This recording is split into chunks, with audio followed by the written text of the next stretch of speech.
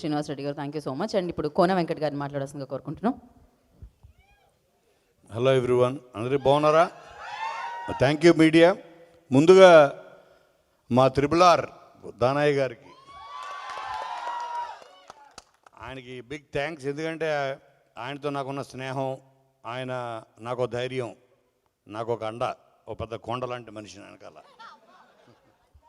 So అడగంగానే ఆయన వచ్చింది ఫస్ట్ థ్యాంక్స్. అలాగే నా స్నేహితుడు, పగలో రాత్రి తో సంబంధం లేకుండా చాట్ చేసే బివిఎస్ రవి. అలాగే ఐఎమ్ ఆల్వేస్ ప్రౌడ్ ఆఫ్ అంటే నేను ఇండస్ట్రీకి వచ్చిన తర్వాత పరిచయం చేసిన చాలామంది అతి కొద్ది డైరెక్టర్స్లో నేను చాలా ప్రౌడ్గా ఫీల్ అయ్యేది ఎప్పుడు మా శివ గురించి, మా శివ నిర్వాణ. సో ఈ శివ నిర్వాణ పరిచయం చేసింది ఈ శివ ద్వారా నాకు ఈ శివ పరిచయం అయ్యాడు ఇప్పుడు. సో ఇది ఇందాక చెప్పినట్టు ఇది ఒక నిన్ను కోరి సినిమాకి రీయూనియన్లో ఉంది. సో మీ అందరికీ థ్యాంక్స్ శివ వచ్చినందుకు. అలాగే గీతాంజలి అన్నది మాకు స్పెషల్ ఫిలిం. ఈ గీతాంజలి ఇంకా ఎక్కువ స్పెషల్, ఎందుకంటే అంజలికి 50th film. Give her a big hand really. నేను మొన్న అందరిలో కూర్చున్నప్పుడు, దిల్ రాజు గారి దగ్గర కూర్చున్నప్పుడు చెప్తే ఏంటి అప్పుడే 50 ఫిలిమ్స్ చేసిందా అంటే, ఈ కాలంలో ఒక తెలుగు అమ్మాయి ఉండి 50 films, it's a great achievement guys, really చాలా పెద్ద అచీవ్మెంట్. సో ఇప్పటికీ ఇంకా షీఈస్ గోయింగ్ స్ట్రాంగ్. మీరు పక్కన చూస్తే ఓటీటీలో, సో తను ఇప్పటికీ చాలా చాలా number of films, Game Changer. So I'm also waiting. So చాలా Gangs of Godavari next every month release ఉన్నట్టుంది నీకు. సో ఎందుకంటే అసలు ఈ గీతాంజలి అనే ఒక స్క్రిప్ట్ని నా దగ్గరికి ఫస్ట్ ఈ ఐడియాని తీసుకొచ్చింది శ్రీనివాసరెడ్డి, తనే తెచ్చాడు. దాన్ని హారర్ కామెడీగా మార్చి గీతాంజలి తీయడం జరిగింది. దాని ద్వారా మేము అప్పటి నుంచి మాకు ఒక అటు సత్యం రాజేష్ కానీ, నాకు కానీ, శంకర్ కానీ ఒక సినిమా తెలుసా, నిజంగా ఒక సినిమా హిట్ అయితే మనకు తెలియకుండా ఒక బాండింగ్ ఏర్పడిపోద్ది. సినిమా సక్సెస్ వెనుక ఆ సక్సెస్కి చాలా పవర్ ఉంటుంది. ఒక సక్సెస్, ఆ సక్సెస్ అందరినీ కలుపుతుంది. అదే ఒక సినిమా ఫ్లాప్ అయితే మళ్ళీ మొహమ్మం చూసుకోం, మళ్ళీ ఎదురుపడిన గిల్టీగా తల తిప్పుకుని వెళ్ళిపోతుంటాం. అంటే సక్సెస్కి అందరినీ కలిపే ఒక గుణం ఉంది. అలాగే మమ్మల్ని అందరినీ, నాకు ఇప్పటికి 55 ఫిలిమ్స్ రాసే ఇప్పటికి నేను. అలాగే దాంట్లో ఈ గీతాంజలి అనే సినిమా ద్వారా వీళ్ళందరూ నాకు అప్పటి నుంచి మా జర్నీ, ఇప్పటి నుంచి మా జర్నీ అయితే వెంకీ, ఒక అమ్మానాన్న తమిళమ్మాయి, ఒక కింగ్, ఇప్పుడు సీనుతోటి ఇన్ని సినిమాలు, అన్ని సినిమాలు మీరు ఆదరించారు. అలాగే నాకు ఈ కామెడీ ఎంటర్టైన్మెంట్లో ఈ మార్క్, దీన్ని నెక్స్ట్ లెవెల్ తీసుకెళ్ళేది మాత్రం ఈ సినిమాని 2 people, వాళ్ళే భాను నందు. వాళ్ళిద్దరు మొన్న సామాజిక వర్గమన, అలాగే భైరవ కోన, ఇప్పుడు ఈ సినిమా రాసిన రైటర్స్ వాళ్ళు Bhanu and Nandu. So they played a very key role ఈ సినిమా స్క్రిప్ట్లో. కథ నేను ఇచ్చినా దాన్ని 10 మెట్లు దాన్ని కామెడీ పరంగా వాళ్ళు తీసుకెళ్ళింది మాత్రం భాను అండ్ నందు.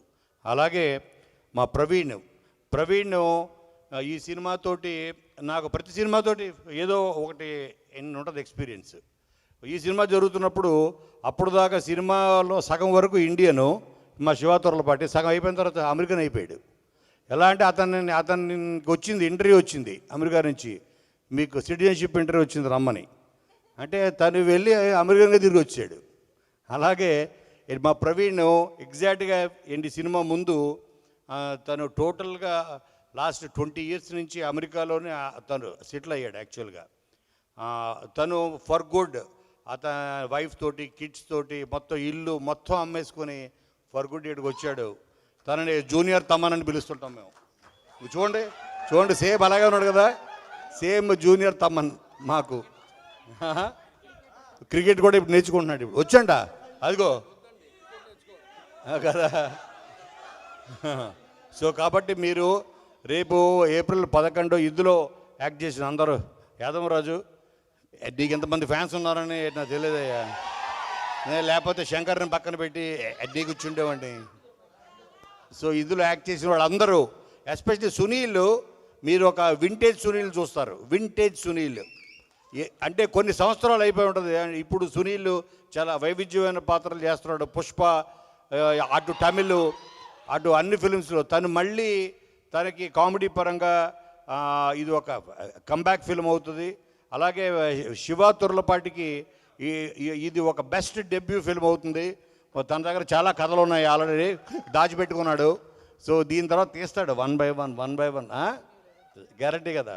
అలాగే మీరందరూ దయచేసి మీడియా వాళ్ళకి కూడా చెప్తున్నాను, ఆఫ్టర్ దిస్ ఫిలిం దయచేసి సత్యం రాజేష్ అని రాయొద్దు, పొలిమేర రాజేష్ అని రాయండి. అయిపోయింది. ఎప్పుడు సత్యం రాజేష్ అయిపోయా, దాని తర్వాత ఎన్ని బ్లాక్ బస్టర్లు ఇచ్చాడు పిఎం రాజేష్. సో కాబట్టి మీరు తప్పకుండా చూడండి. మీరు కావేరి మీరు మా కోసం వచ్చారా, కావేరి కోసం వచ్చారా? మీరు ట్రైలర్ చూడడానికి వచ్చారా, కావేరిని చూడడానికి వచ్చారా? ట్రైలర్లో ఉన్న కావేరిని చూస్తే దగ్గరికి వెళ్ళరు, విడిగా చూస్తే ఇప్పుడు మీకు అర్థమైందా అది.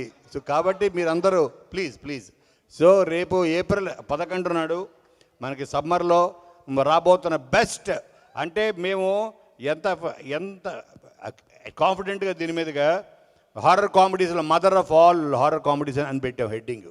అంటే దీని తర్వాత ఇంకొక హారర్ కామెడీ, ఇంకొక సినిమా సబ్జెక్ట్ ఈ జోనర్లో వాళ్ళు ప్రయత్నించాలంటే ఎవరన్నా వాళ్ళు 10 సార్లు ఆలోచించాలి.